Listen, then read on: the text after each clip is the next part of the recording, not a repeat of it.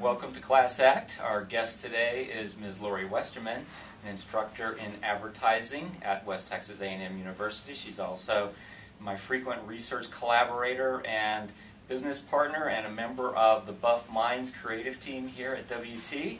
Welcome, Lori. Thank you for coming today. Thank you. It's good to be here, Nick.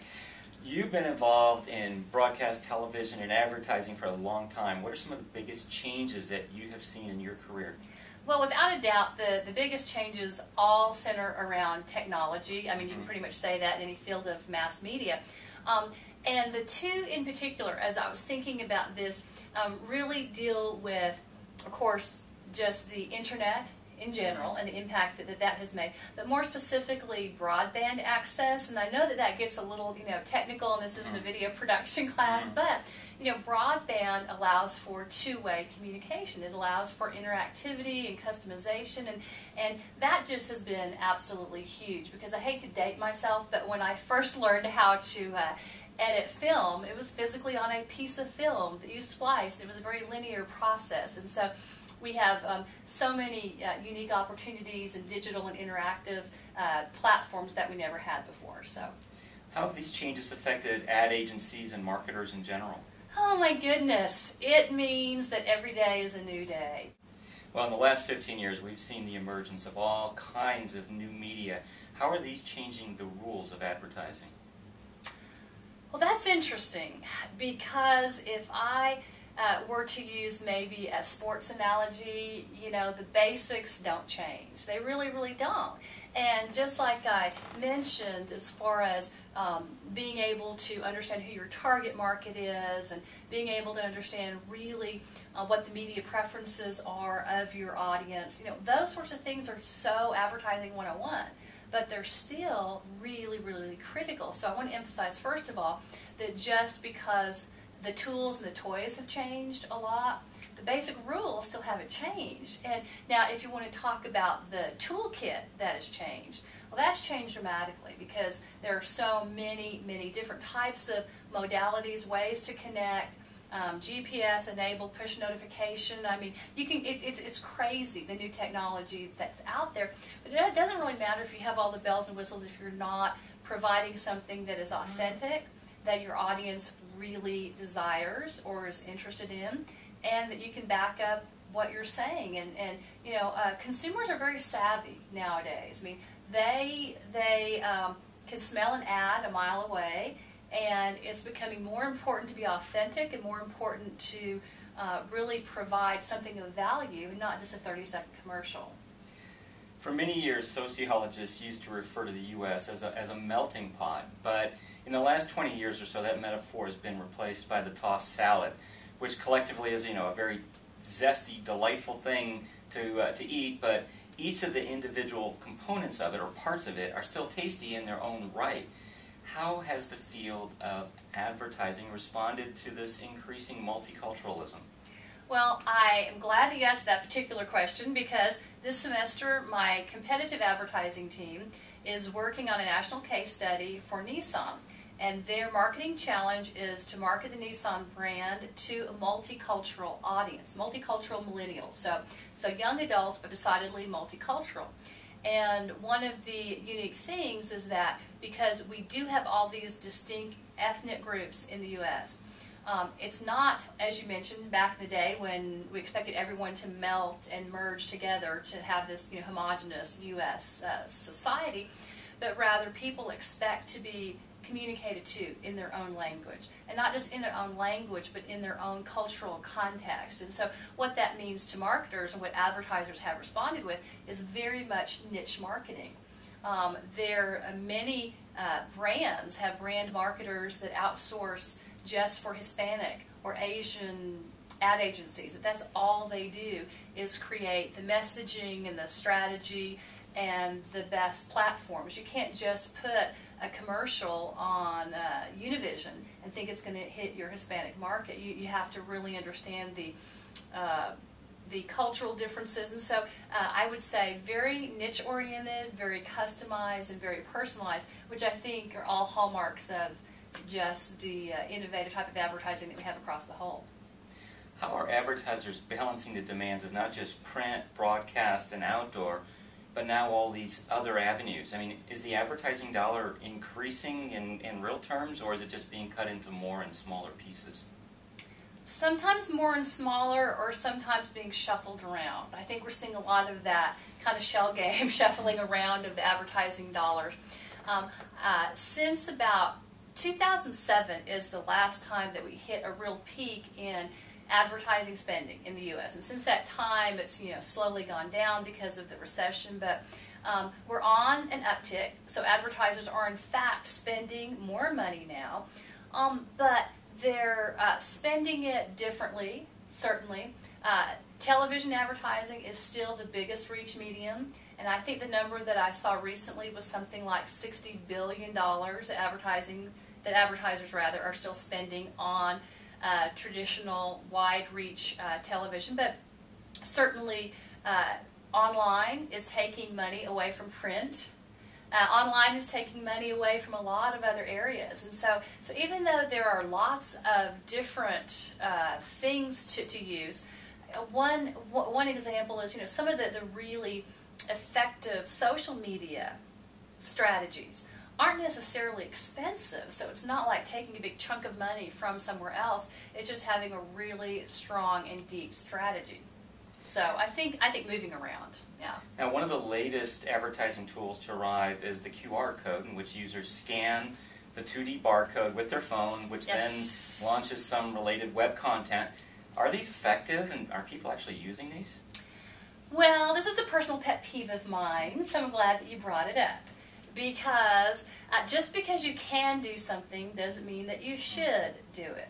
Because it seems like recently everybody and their dog, and I'm guilty of it too. Outside my office, I have a handy dandy QR code that you can take a picture of, and it's going to take you to my website, to my contact information. Well, not exactly thrilling information. So the latest research out on QR codes, at least as far as the Starch Research Company, recently looked at print magazines. And the latest data indicates that 4% of users that have seen the ad actually engage with it, actually scan. So those are pretty abysmal rates. I mean, that's not very good if you have built some end destination for your visitor to go to. And the problem is that just because it's there, you still have to tell someone why they need to go there. The internet is very much a pull medium. We have to decide if we want to get pulled that way, if we want to get taken there. And so you've got to have something engaging and interesting, which once again goes back to who's your audience, what's going to motivate them, and what is going to make them want to go there.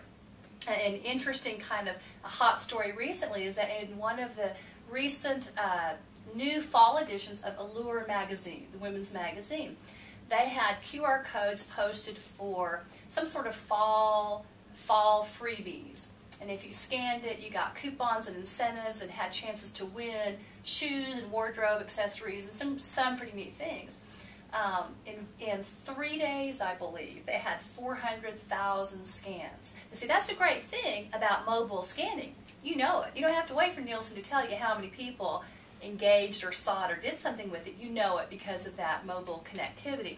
And that was a great boon for them because they offered something people wanted. So those marketers that legitimately know their audience well enough, they've done their homework, know the consumer behavior, what's going to motivate them to come in, get some backstage video that no one else gets to see, or get something besides just, oh, let me take it to my website. And I think that's the big difference. Well, one of the biggest criticisms of advertising is clutter. How do advertisers deal with this and try to rise above the din?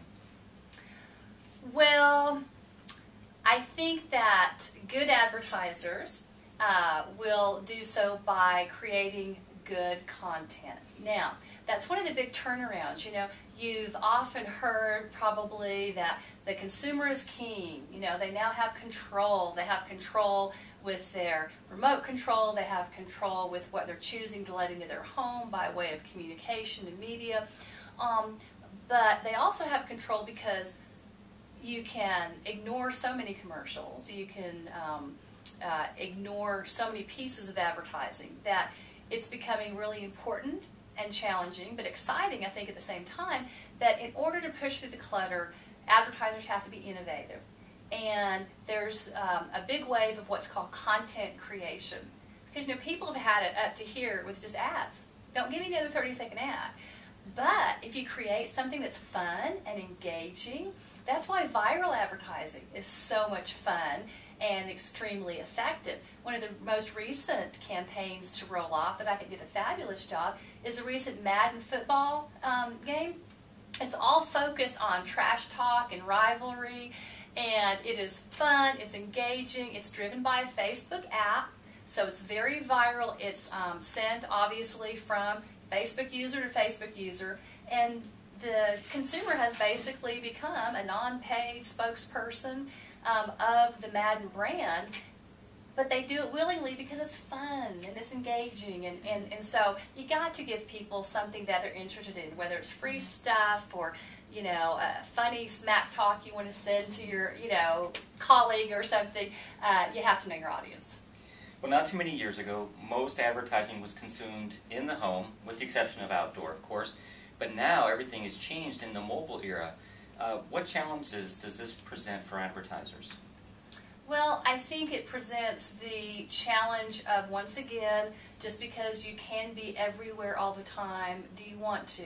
No, you suddenly become that annoying person at the cocktail party that does nothing but talk about themselves all the time and follow you around and tap you on the back, and pretty soon you're going to go, no, okay, no, no more.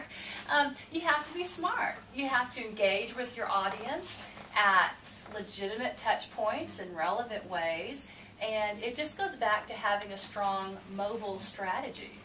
Okay, where do you think advertising is headed in the next decade? And, you know, where can we expect to find advertising that we don't currently see it? And do you think there'll be any blowback from consumers who feel like they already have too many advertising voices in their head?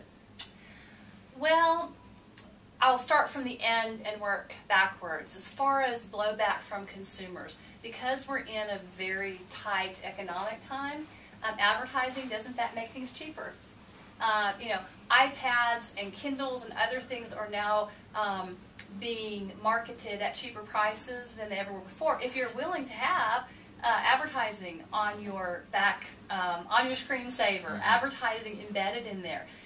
You know, you as well as I have seen some of the stories of people who are willing to rent a car or even buy a car with advertising all over it because it's cheap. So advertising does in fact allow people to have stuff that they wouldn't have otherwise were it not for it making it more economical. So I think from that standpoint, you know, people are going to be, okay, sure, you know, tattoo your pizza label or pizza logo on my forehead so I can get pizza for the rest of my life. I mean, people are crazy, you know, they'll do things like that. But more importantly, I think that the clutter is going to require advertisers to create legitimate, not necessarily advertising, but legitimate messaging and become a legitimate resource so that we make their life better or fun or something in some way. Now, to where everything is headed, it's got to be mobile. Mobile, mobile, mobile, mobile. And not, once again, just mobile to say, oh, I'm going to send you a push notification all the time because I've got your phone number. But one of the recent social media conferences that we both attended recently, one of the creators of a mobile app company talked about that the merging of GPS technology with our apps, literally advertising and marketers are going to follow us. So if I'm driving down you know, a street and I get close to a Starbucks, I may likely get a push notification alerting me or notifying me of something, and if Starbucks is right there. Now, that can be seen as annoying, but if it's something that is legitimate value to the consumer, then they're going to opt into it. So yeah, it's going to be much more mobile, much more interactive, and you know, who's to say? I think he said, you know, in the future, I'm concerned about just the next year. You know, things change so rapidly, but that's what makes it exciting. Well, thank you, Lori, for joining us today. I think we've all got a better idea of where advertising is headed, and it's certainly probably going to be on our phone. So I look forward to it, and thank you again for coming. Okay. Back to you. Thank you.